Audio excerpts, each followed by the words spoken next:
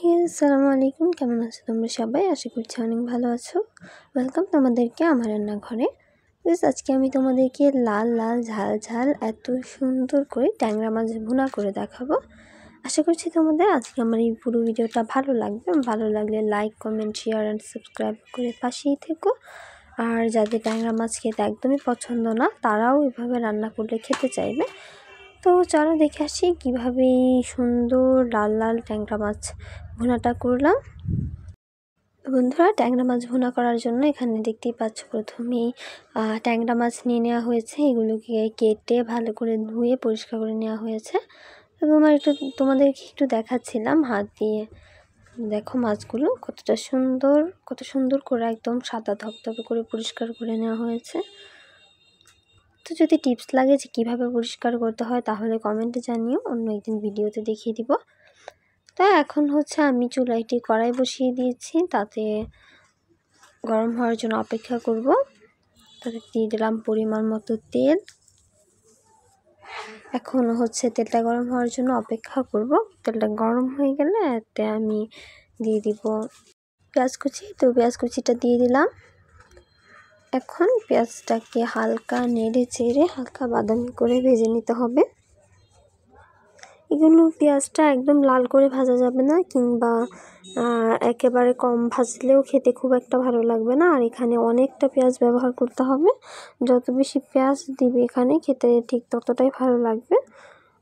যদি তোমরা একদম পাতলা ঝোল খেতে চাও তাহলে পেঁয়াজটা একটু কম দিও। আর যদি মাখা মাখা ঝোলটা খেতে চাও তাহলে পেঁয়াজটা একটু বেশি দিবে, তাহলে খেতে ভালো লাগবে।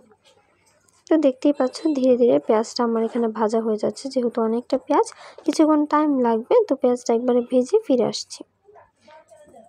তো বন্ধুরা, আমার পেঁয়াজটা দেখো এরকম ভাজা কমপ্লিট হয়ে গেছে। এর থেকে বেশি ভাজা প্রয়োজন নেই। তারপর এখানে 1.5 চা চামচ মরিচের গুঁড়ো, যেহেতু একটু ঝাল ঝাল করবো তাই মরিচটা বেশি দিলাম। 1/2 চা চামচ হলুদের গুঁড়ো, আর দিয়ে দিব 1.5 চা চামচ ধনিয়ার গুঁড়ো। এখন অল্প পানি দিয়ে দিব যাতে মশলাটা পুড়ে না যায়। এখন পানি দিয়ে মশলাটাকে ভালো করে পেঁয়াজের সাথে নেড়েচেড়ে মিশিয়ে নিতে হবে। তোমরা যদি ঝাল আরও কম খেতে চাও তাহলে মরিচটা একটু কম দিও। আমি এরকম দিয়েছি। তো এখন দেখতেই পাচ্ছ পানি দিয়ে এখানে স্বাদ মতো লবণ দিয়ে দিলাম।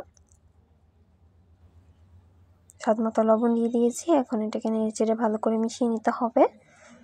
আর মাছের এই ভুনাটাতে কিন্তু মশলাটাও পারফেক্টভাবে দিতে হবে, নাহলে আবার খেতে ভালো লাগবে না। মশলাটা যদি একদম কম হয়ে যায় তাহলে খেতে ভালো লাগবে না। লবণ ঝাল সব কিছু পারফেক্ট দিতে হবে। মশলাটা দেখতে পাচ্ছ প্রায় কষানো হয়ে গেছে। এরকম করেই এটা কষাতে হবে নেড়েচেড়ে। এটা দেখতে পাচ্ছ কতটা মাখা মাখা একদম ঘন ঘন হয়েছে আমার মশলাটা। তোমরা সেটা আরও পাতলা করতে চাইলে আর বেশি করে ঝোল দিয়ে রাখবে। আমি বলবো ঘনটাই ভালো, আমি যেরকম খেতে পছন্দ করি। তারপর কেটে ধুয়ে রাখা ট্যাংরা মাছ দিয়ে দিব। এখন ট্যাংরা মাছটাকে ভালো করে উল্টে পাল্টে নেড়ে চেড়ে মিশিয়ে নিতে হবে। ট্যাংরা মাছটা এখানেই সেদ্ধ হয়ে যাবে। তো ট্যাংরা মাছটা আমার এখানেই সেদ্ধ হয়ে যাবে, কোনো সমস্যা নেই। একটু নেড়ে চেড়ে দিচ্ছি। তো মাছটা তো একদম এতটুকুই, গ্রেভিতে তো আর সেদ্ধ হতে পারে না। তার জন্য আমি এখানে আরও অল্প পরিমাণ পানি দিয়ে দিব, অ্যাড করে দিব, যাতে মাছটা খুব প্রপারলি ভালোভাবে সিদ্ধ হতে পারে। আর তোমরা কমেন্ট করে জানাবে কেমন লাগলো তোমাদের আজকে আমার এই পুরো ভিডিওটা। না টেনে পুরো ভিডিওটা দেখবে। তো দেখতে তো পাচ্ছ নিয়ে যে একটু দেখাচ্ছিলাম তোমাদের। এখন তো পানি দিয়ে দিলাম। পানি দিয়ে দিলেই হয়ে গেল। এটা জাস্ট পানি দিয়ে ঢেকে রেখে দিলে আমাদের মাছটা কমপ্লিট হয়ে যাবে। তো কিছুক্ষণ পর এসে 2টা কাঁচামরিচ 2-3টা চিড়ে দিয়ে দিয়েছি।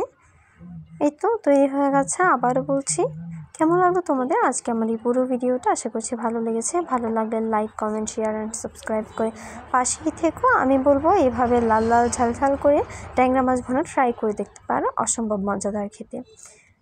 তো গাইজ, ধন্যবাদ তোমাদেরকে আজকে আমার এই পুরো ভিডিওটা না টেনে দেখার জন্য। তো গাইজ, খুদা হাফেজ।